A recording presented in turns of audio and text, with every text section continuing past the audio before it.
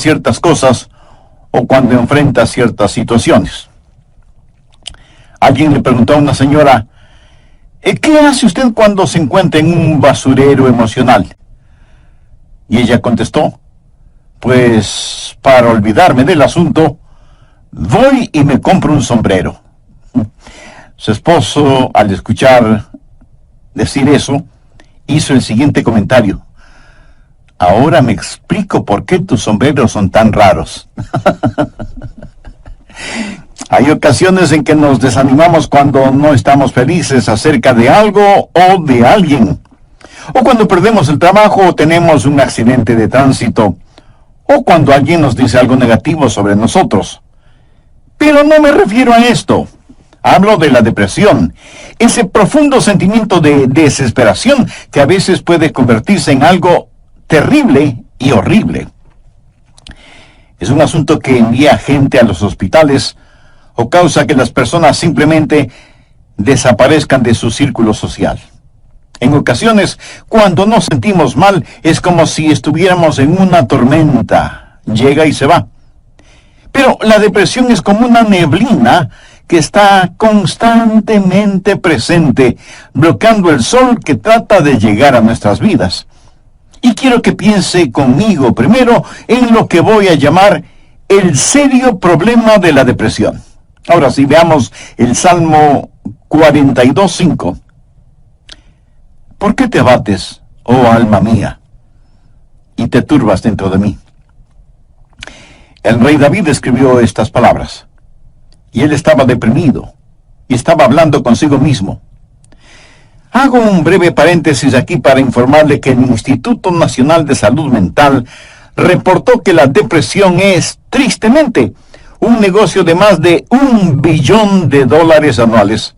O sea, lo que la gente gasta para ser tratada de depresión. Y en lo que yo investigué para preparar este mensaje, descubrí que hay millones de norteamericanos que sufren de depresión, y supongo que esa es una lamentable realidad en todos los países del mundo. ¿Sabe usted que es muy difícil animar a una persona que sufre de depresión? Tal pareciera que nada le hace sentir mejor. Por eso digo que la depresión es un problema serio, y quiero compartir con usted una lista que encontré que describe lo que es la depresión. Esta lista le revelará si usted o un miembro de su familia o algún amigo sufre los efectos de la depresión. La depresión es un sentimiento de pasividad y apatía, un continuo estado de tristeza, una actitud de que nada está bien, o peor aún, nada vale la pena. Es un constante estado de desesperanza, un sentimiento de que a nadie le importo, o nadie me entiende, nadie me acepta. Es vivir en un constante estado de preocupación y de ansiedad. Eso es depresión. ¿Quiere saber si usted está deprimido?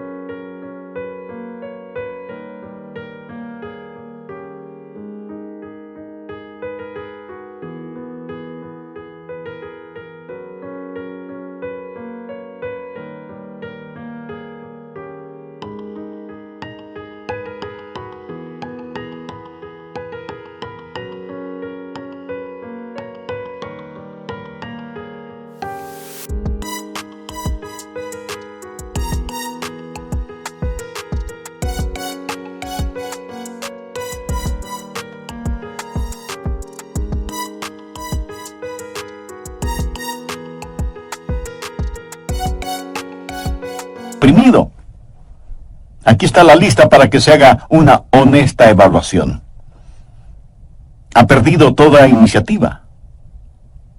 Tal vez súbita o lentamente usted siente que quiere tirar la toalla. Siente repentinos deseos de llorar sin causa aparente. Se despierta de pronto por la noche y ya no puede volver a dormir. Se despierta por la mañana sintiéndose fatigado. Siente dolores no bien definidos en todo su cuerpo. Se encuentra a veces pensando en su propia muerte o con pensamientos suicidas.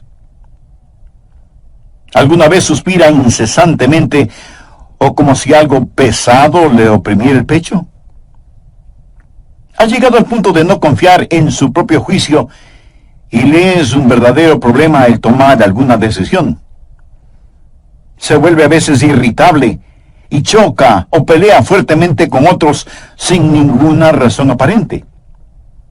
Está consciente de que nada, absolutamente nada le entusiasma. Permítame aclarar que esa no es mi lista.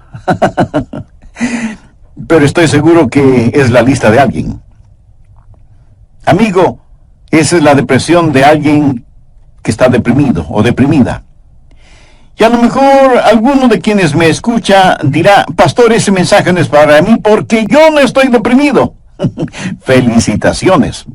Pero sabe, alguien que usted conoce lo está. Y usted puede ayudar a ese alguien. ¿Está seguro o segura que usted no necesita ayuda en esta área? ¿Cómo puede levantarse cuando está caído? La depresión es una enfermedad mortal que manda a mucha gente a los hospitales y a otros a la tumba. Es la tercera causa de mortalidad en ciertas categorías y edades. Aquellos que hemos estado en el ministerio el tiempo suficiente, sabemos cuando vamos a una tumba a enterrar a un cónyuge, que no pasará mucho tiempo sin que tengamos que enterrar al otro. Y si usted me dice, oh, eso pasa con los incrédulos porque no saben lo que nosotros sabemos. Permítame decirle algo. Los hijos de Dios no son inmunes a la depresión. Moisés, ese gran líder del pueblo de Dios, experimentó tal estado de depresión que le pidió a Dios que lo matara. Jonás, poderoso profeta de Dios, también le pidió a Dios que le quitara la vida. Y Elías, sentado bajo la sombra del árbol, deseaba más bien estar muerto. El apóstol Pablo habla de sí mismo y su estado de depresión o de desesperación por estar vivo. Y Juan el Bautista estuvo en un calabozo. No una mazmorra literal, sino en un calabozo de desesperación. Juan el Bautista, el heraldo del Señor Jesucristo, llegó a dudar si Jesús era el Mesías. Y en las páginas de la historia encontramos que grandes hombres sufrieron depresión. Quienes predicamos la palabra de Dios, pensamos que Carlos Spurgeon fue uno de los más grandes predicadores que han existido. Pero este gran hombre lleno de viveza y calor humano tuvo períodos de depresión. Y en el área de la política, Winston Churchill fue el gran estadista que tuvo que dirigir Inglaterra durante la Segunda Guerra Mundial. Indiscutible líder, a veces tenía ataques de depresión tan grandes que no atendía a nadie en su oficina. Y él se refería a la depresión como el gran perro negro que me tiene entre sus fauces. Cuando el rey David en el Salmo 42:5 dice, ¿por qué te abates, oh alma mía, y te turbas dentro de mí? Exteriormente, cuando esto sucedió, él tenía la razón de estar deprimido. Perdió a su hijo Absalón, a quien amaba profundamente, a pesar de que Absalón se sublevó contra su padre, lo traicionó, trató de arrebatarle el reino, y David tuvo que huir para salvar su propia vida. Luego Absalón muere trágicamente. En 2 Samuel 18:33 leemos, entonces el rey se turbó y subió a la sala de la puerta y lloró, y yendo decía así, hijo mío, Absalón, ¿quién me diera que muriera yo en lugar de ti? Absalón, hijo mío, hijo mío. David huyó para salvar la vida. Él debía ser el rey. Pero perdió su fortuna, perdió su hogar, perdió su poder, perdió todo respaldo financiero y como si todo esto fuera poco, David pecó contra Dios, cometió un horrible, terrible pecado que le costó la vida a su tierno hijo. Y luego su hija fue violada por su propio hermano, y tuvo una esposa que fue asaltada sexualmente, y ahora su hijo rebelde, Absalón, había encontrado la muerte en forma trágica. La nación sobre la cual David se suponía que era rey estaba en turbulencia. Así que exteriormente David tenía toda la razón para estar deprimido. Las cosas no podían estar peor que lo que estaban. ¿Por qué te abates, oh alma mía, y te turbas dentro de mí? Este salmo es un caso clínico de depresión. En primer lugar, David tuvo lo que yo llamo sequedad espiritual. Miremos, por favor, los primeros 2 versos de este Salmo 42. Como el ciervo brama por las corrientes de las aguas, así clama por ti, oh Dios, el alma mía. Mi alma tiene sed de Dios, del Dios vivo. ¿Cuándo vendré y me presentaré delante de Dios? David está sediento de Dios, pero siente como que si Dios estuviera lejano. David se siente como un ciervo rodeado por una jauría de perros de caza. Siente su sequedad espiritual, siente el temblar de su alma y piensa que a lo mejor Dios ya se olvidó de él. Mire lo que dice en el verso 9. Diré a Dios, roca mía, ¿por qué te has olvidado de mí? David está sediento de Dios, pero Dios parece que estuviera a años luz de distancia. ¿Dónde estás tú, Dios? ¿Por qué te has olvidado de mí? Sequedad espiritual. Dios no se había olvidado de él. Ese no es el punto. Y el rey continúa solamente en el verso 3 diciendo, fueron mis lágrimas mi pan de día y de noche. Y aquí me imagino a David llorando incontrolablemente, este poderoso hombre de Dios, ahora llorando como una criatura. Todos tenemos momentos de tristeza, pero no siempre de llanto incontrolable, aunque puede ser así. Eso es un signo de depresión. No es como una lluvia de verano que cae y desaparece rápidamente, sino que es más bien como una neblina continua durante el día nublado. David siente vergüenza y se siente derrotado.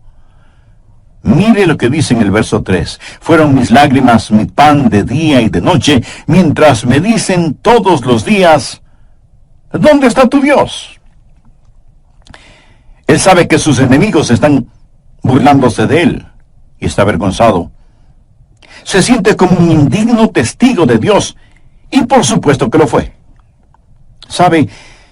A veces, aun estando en evidente pecado, tratamos de testificar, pero no tenemos ni el poder ni el gozo para hacerlo, y no tenemos la victoria, y esto aumenta nuestra vergüenza. El sentido de culpa de David le hizo pensar que era una desgracia delante de Dios. Y todo era peor por las recurrencias de sus memorias. Mire lo que dice en el verso 4. Me acuerdo de estas cosas y derramo mi alma dentro de mí. De cómo yo fui con la multitud y la conduje hasta la casa de Dios, entre voces de alegría y de alabanza del pueblo en fiesta. David recordaba mejores días. Miró retrospectivamente aquellos días cuando tuvo gozo y paz junto con la multitud, alabando a Dios en la casa de Dios. Y ahora todo eso no era más que un recuerdo.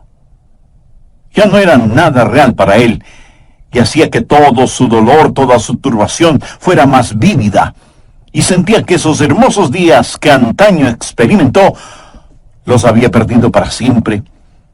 Y como si eso no fuera suficiente, él estaba abrumado por las circunstancias.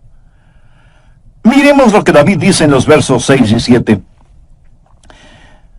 Dios mío, mi alma está abatida en mí. Me acordaré, por tanto, de ti desde la tierra del Jordán, y de los hermonitas desde el monte de Mizar. Un abismo llama a otro a la voz de tus cascadas. Todas las ondas y tus olas han pasado sobre mí. El río Jordán es llamado el río de la muerte. La palabra Jordán literalmente significa descenso y juzgamiento. Comienza en el monte Hermón, que está casi a 3.000 metros sobre el nivel del mar, y desciende por un tortuoso camino hacia el Mar Muerto. El Mar Muerto está a casi 450 metros por debajo del nivel del mar. Y el río Jordán fluye hacia el Mar Muerto para no volver a aparecer. Así que, en la tipología bíblica, Jordán ha sido la representación de muerte y desesperación. Y David siente que está totalmente inundado por las circunstancias. Las aguas de Dios están sobre él. Está cubierto de problemas y no sabe hacia dónde dirigirse. Está absoluta y totalmente abrumado por las circunstancias. Y quiero decirle que estadísticamente, personas así son suicidas. Un jovencito de 16 años escribió la siguiente carta antes de suicidarse. Querido mundo, yo no quiero que me corten el pelo. Yo no quiero cuidar niños. Yo no quiero ir a ver a Gina mañana en el colegio. Yo no quiero hacer mis deberes de biología, de inglés, de historia, ni de ninguna otra materia. Yo ya no quiero estar triste o solo o deprimido. No deseo comer, ni beber, ni conversar, ni dormir, ni respirar. Sencillamente ya no quiero vivir. Papá, mamá, no es culpa de ustedes. Solo que no me siento libre, me siento enfermo, triste y solo, aunque esté rodeado de mis padres, hermanos, compañeros y amigos. Eso, mi amigo, es depresión y es muy, pero muy triste. La depresión es un serio problema. En segundo lugar, quiero que sepa y vea que hay una provisión espiritual para la depresión. Gracias a Dios, usted no tiene que estar deprimido. Dios ha hecho provisión para usted, para mí, para nuestras familias y para nuestros amigos, para todos aquellos que sufren depresión. Primero, usted tiene que mirarse interiormente y analizar su corazón. Veamos el Salmo 42, los versos del 5 al 7. ¿Por qué te abates, oh alma mía, y te turbas dentro de mí? Espera en Dios, porque aún he de alabarle, salvación mía y roca mía, Dios mío, mi alma está abatida en mí. Me acordaré por tanto de ti desde la tierra del Jordán, y de los hermonitas desde el monte de Mizar. Un abismo llama a otro a la voz de tus cascadas, todas tus ondas y tus olas han pasado sobre mí. Pero ahora quiero que note en forma particular que David comienza a hablar consigo mismo. Y si usted me pregunta si uno puede hablar con uno mismo, pues le diré que sí, David lo hizo. Y no me diga que usted nunca ha hablado con usted mismo, porque francamente no se lo voy a creer. Porque todos lo hacemos, consciente o inconscientemente. Note que David está hablando con su alma. El alma es el ego que vive dentro de cada uno de nosotros, no es el espíritu. El espíritu es su naturaleza espiritual, su alma es su naturaleza emocional, su mente, sus emociones, su voluntad. Y David le habla a su alma. En el próximo programa terminaremos este estudio bíblico sobre la depresión. Y espero que esto no lo deprima ahora. Antes de finalizar y sabiendo que la depresión no hace acepción de personas y la sufren santos y pecadores, permítame preguntarle en forma personal, ¿ha depositado su fe en el Señor Jesucristo? ¿A quién recurre cuando está deprimido? Recuerde que la causa de la depresión puede ser externa, pero la solución es interna, íntima, personal. Si usted aún no tiene a Jesús en su corazón, puede hacerlo este mismo momento. Ore con sus propias palabras de la siguiente manera. Señor Jesús, sé que eres el Hijo de Dios, que fuiste a la cruz para pagar la culpa de mis pecados, y que Dios te resucitó de entre los muertos. Este mismo momento te acepto en mi corazón como mi Salvador y mi Señor, y te ruego que tomes el control total de mi vida. Gracias por perdonarme. Gracias por darme nueva vida. Y ayúdame a vivir de tal manera para que pueda traer honra y gloria a tu nombre. Voy a comenzar este programa haciendo un resumen de lo que estudiamos en el programa anterior. Entre otras cosas dije que hay ocasiones en que nos desanimamos cuando no estamos felices acerca de alguien o de algo. O cuando perdemos el trabajo o tenemos un accidente de tránsito. O cuando alguien dice algo negativo sobre nosotros.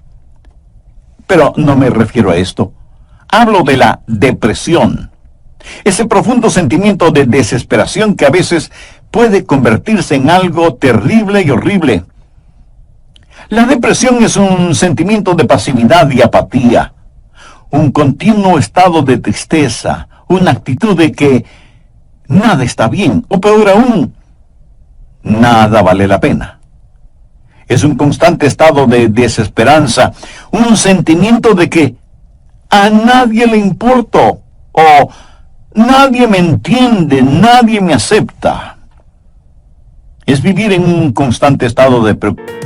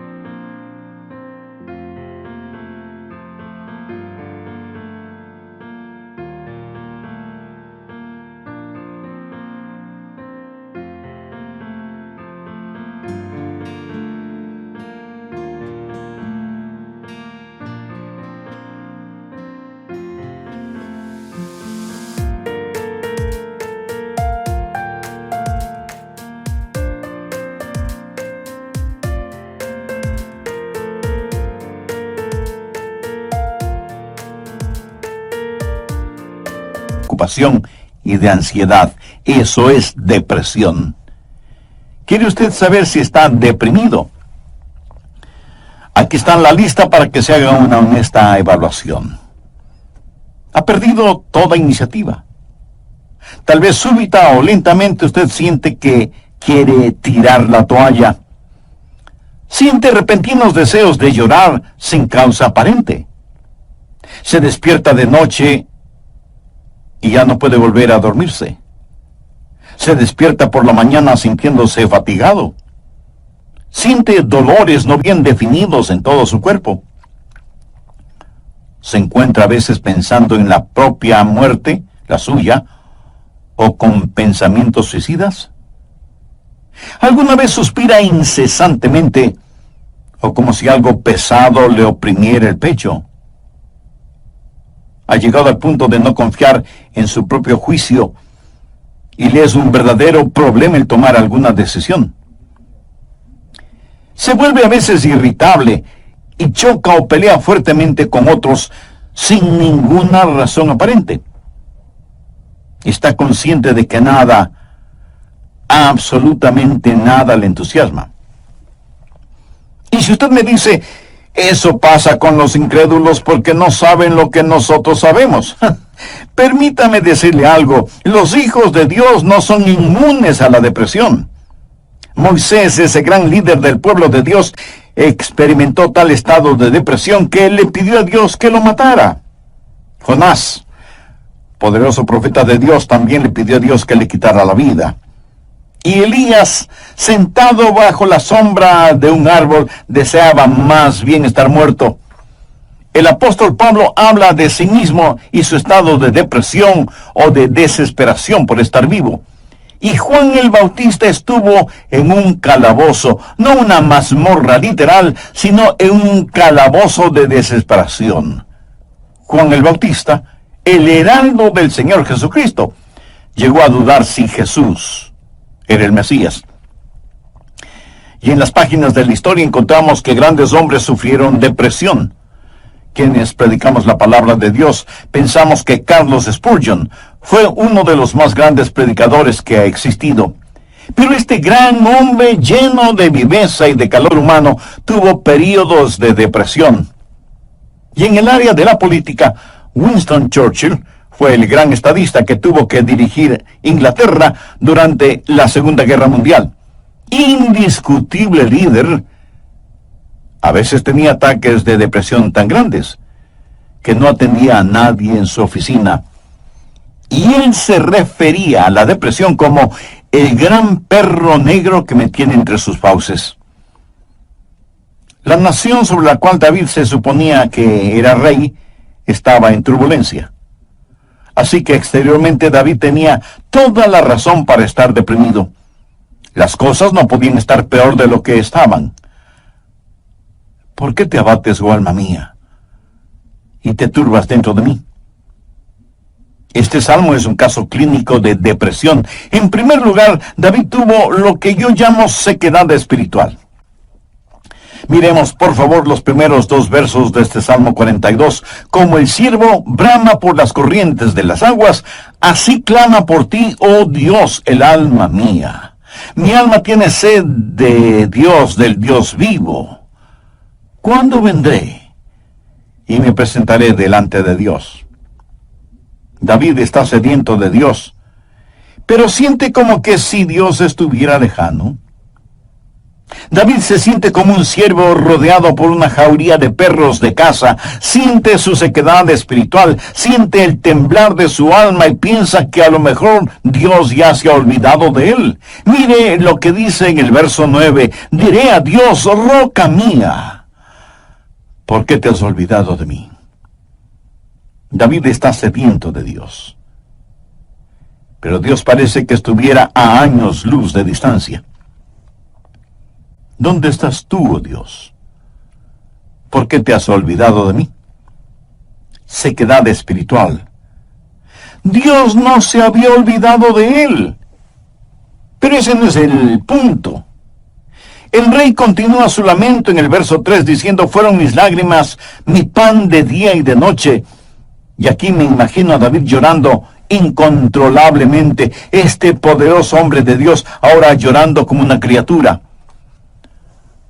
Todos tenemos nuestros momentos de tristeza, pero no siempre de llanto incontrolable, aunque puede ser así. Eso es un signo de depresión. No es como una lluvia de verano que cae y desaparece rápidamente, sino que es más bien como una neblina continua durante un día nublado. David siente vergüenza y se siente derrotado. Mire lo que dice en el verso 3. Fueron mis lágrimas mi pan de día y de noche, mientras me dicen todos los días, ¿dónde está tu Dios? ¿Sabía que dentro de usted hay alguien que constantemente le está hablando? Es la vieja naturaleza, su alma no redimida ni santificada. Y su alma le habla y le dice, tienes razón de sentir pena por ti mismo. Nunca lo lograrás. No tienes lo que se requiere. Este es el final. La vida no vale la pena vivirla. Y David responde a su alma y le dice, ¿por qué te abates, oh alma mía? Y este es el momento en que usted toma control, sostiene firmemente a su alma frente a usted, le mira directamente a los ojos y le habla. Eso es lo que David hizo cuando le dijo, alma, ¿por qué te sientes así? Usted tiene que mirarse íntimamente, interiormente, y analizar su corazón. ¿Por qué está deprimido? Yo no estoy diciendo que no tiene razón para estar deprimido. Tal vez alguna persona amada ha fallecido, su cónyuge, un hijo o una hija, un entrañable amigo. Si eso es verdad, entréguele su dolor a Dios, comparta su pena con quienes le aman, y tenga en cuenta que a pesar de cómo se sienta, la vida no ha terminado para usted. Tal vez tiene el corazón destrozado. Alguien a quien amaba profundamente le ha engañado. Tal vez un esposo ha abandonado a su esposa por otra mujer, o a lo mejor una esposa ha dejado a su esposo por otro hombre. Tal vez esté enfrentando el dolor de un noviazgo roto súbita y amargamente. O pudiera ser que los padres no hacen sentir bienvenidos a sus hijos. que se fueron del hogar como las ovejas negras de la familia. Si usted está viviendo estas u otras amargas experiencias, escúcheme. Rehúse el estar rumiando estas cosas una y otra vez. Eso no es bueno. Analice las cosas. Si alguien le ha destrozado el corazón, vea qué es lo que ha aprendido de esa experiencia y comience a buscar y tener nuevas amistades. Tal vez usted ha pecado y está siendo perseguido constantemente por el fantasma de su culpa. ¿Qué debe hacer? Confiese su pecado a Dios. Y si tiene que pedir perdón a alguien, hágalo. Si tiene que restituir algo a alguien, hágalo sin demora de tiempo. Mientras más se demore en hacerlo, más difícil le será el realizarlo. Haga lo que tiene que hacer ya. Y cierre la puerta de ese pasado. Analice, mire su propio corazón y pregúntese, ¿por qué estoy abatido? Pero necesita hacer algo más. No solo un análisis íntimo de su corazón, sino que mirando hacia arriba, reconozca que necesita ayuda una vez que ha identificado el problema. Noten los versos del 7 al 9 lo que David dijo. Un abismo llama a otro a la voz de tus cascadas. Todas tus ondas y tus olas han pasado sobre mí. Pero de día mandará Jehová su misericordia, y de noche su cántico estará conmigo, y mi oración al Dios de mi vida. Diré a Dios, roca mía, ¿por qué te has olvidado de mí? ¿Por qué andaré yo enlutado por la opresión del enemigo? ¿Qué es lo que David está haciendo ahora? Pues mirar hacia arriba. No solo interiormente para ver por qué me siento así, sino mirar hacia Dios y decir, Dios, tú eres mi ayuda y mi esperanza. Tú me cubrirás con tu misericordia. Oh, qué amigo nos es Cristo. Él llevó nuestro dolor. Estoy seguro que alguien me dirá, pastor, lo que yo estoy pasando usted no lo comprende. Mi amigo, ese no es el punto. Cierto, yo no lo comprendo, pero Dios le comprende. Y no solo que le comprende, sino que le ama y quiere cuidar de usted. Él es su ayudador, aun cuando usted no lo entienda. El doctor Warren Wiersbe fue un gran maestro bíblico, y él dijo que la vida no es un problema que debe ser resuelto, sino un misterio que debe ser vivido. Eso nos hace recordar siempre que, como hijos de Dios, no vivimos de explicaciones, sino de promesas. Algunos piensan que de alguna manera Dios les ha olvidado o Dios les ha fallado. No. Dios ni se ha olvidado de usted ni le ha fallado a usted. Pero David se sintió así. Mire la pregunta que hace en el verso 9. Dios, ¿por qué te has olvidado de mí? No, Dios no se había olvidado de David. Y si usted me dice, pastor, realmente no entiendo esto, yo le diré que no tiene que entenderlo. Es más, el hecho de que no lo entienda pudiera ser parte del juicio y de la prueba. El poeta norteamericano Robert Frost, en uno de sus poemas, dijo, era esencial para el juicio que usted no lo entendiera entonces. Tenía que parecer sin significado el tener significado. Esto no tiene ningún significado para usted. Verá, podemos confiar en Dios para cualquier cosa si entendiéramos el porqué. Pero Dios no nos deja entender el porqué todo el tiempo para que podamos conocer el quién y podamos confiar en Él en aquello que no entendemos. Andrew Murray fue un extraordinario hombre de Dios y dijo lo siguiente: en tiempos de problemas, aquellos que confían en Dios deben primero decir, Él me trajo hasta aquí. Es por su voluntad que me encuentro en esta situación. Y Él me mantendrá aquí en su amor y me dará la gracia en este juicio para comportarme como su hijo. Él hará que este juicio sea una bendición, enseñándome las lecciones que Él quiere que aprenda y trabajando bajo su gracia ya concedida. Finalmente, en su tiempo, Él le librará nuevamente. ¿Cómo y cuándo? Bueno, solo Él lo sabe.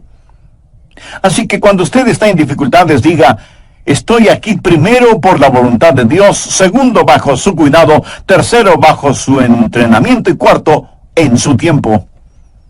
Alguien dijo: Dios es demasiado bueno para no ser bondadoso, demasiado sabio como para cometer errores.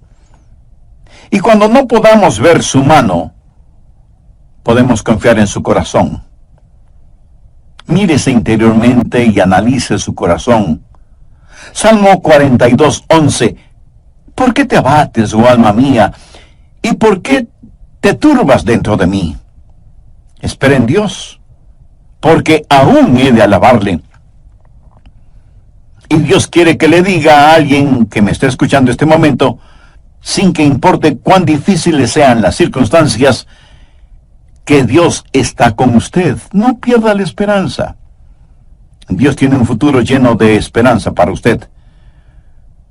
David le habló a su alma y le dijo: espera en Dios. Ahora, esperar no significa un deseo vano, significa una seguridad definitiva basada en la anticipación. Hay solo dos lugares en donde toda esperanza es imposible. El uno es el cielo, porque ya no necesitamos ninguna esperanza, todo será realizado. El otro lugar es el infierno. Si usted muere sin ser salvo, se irá al infierno y quedará fuera de toda esperanza. Pero la esperanza siempre es posible. Mi amigo, lo que encontramos en Jeremías 29:11 es para usted ahora mismo. Escuche lo que dice ese versículo. Porque yo sé los pensamientos que tengo acerca de vosotros, dice Jehová, pensamientos de paz y no de mal, para daros el fin que esperáis. O sea, un futuro y una esperanza. No permita que Satanás apague la vela de la esperanza. Usted necesita mirarse interiormente y analizar su corazón. Necesita mirar hacia Dios y saber que habrá ayuda. Necesita mirar al frente y darse cuenta que hay esperanza. Dios transformará su calvario en una Pascua y convertirá cada una de sus lágrimas en perlas. Dios pondrá un hermoso arco iris de su gracia sobre sus pesares. Espera en Dios. Él va a llenar las más profundas necesidades de su corazón. Y Dios nunca estará satisfecho hasta que el más grande deseo suyo sea Él mismo. Hemos hablado del serio problema que es la depresión y de la esperanza que hay para usted. ¿Cuál es la promesa segura contra la depresión? ¿Por qué te abates, oh alma mía? ¿Y por qué te turbas dentro de mí? Espera en Dios, porque aún he de alabarle. Si usted está caído espiritual y emocionalmente, puede levantarse. Y si hoy se siente deprimido, recuerde que Dios le ama. Ni una hoja cae al suelo sin que Él lo sepa. Sé que a veces abrazamos a las personas, les damos unas palmaditas en la espalda y les decimos que las cosas van a mejorar. Pero, mi amiga, mi amigo, escúcheme. Aparte de Jesús, no hay una verdadera esperanza para el mundo. Anoche, mientras meditaba en este mensaje que estoy compartiendo con usted, dije: Señor, no quiero hablar sobre la depresión. Quiero hablar más bien sobre algo feliz o algo realmente animador. Y el Señor me dijo: Adrián, hay alguien que necesita escuchar ese mensaje. Hay muchas personas sufriendo de depresión. Debes entregar ese mensaje. Así que, de Dios a usted, déjeme decirle algo. Si usted está caído, puede levantarse. Dios tiene una manera para usted. Y no es psicología popular barata, ni una palmadita en la espalda diciéndole las cosas van a mejorar. Espere en Dios, Él le ayudará hasta el final. Tenga la absoluta confianza que usted está protegido y abrazado por los eternos y poderosos brazos de Dios. Si es que usted es un hijo de Dios, por haber recibido a Jesús en su vida.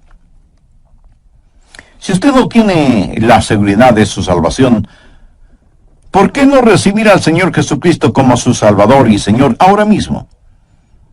Si con fe y sinceridad se lo pide, Él le salvará instantáneamente y le guardará continuamente.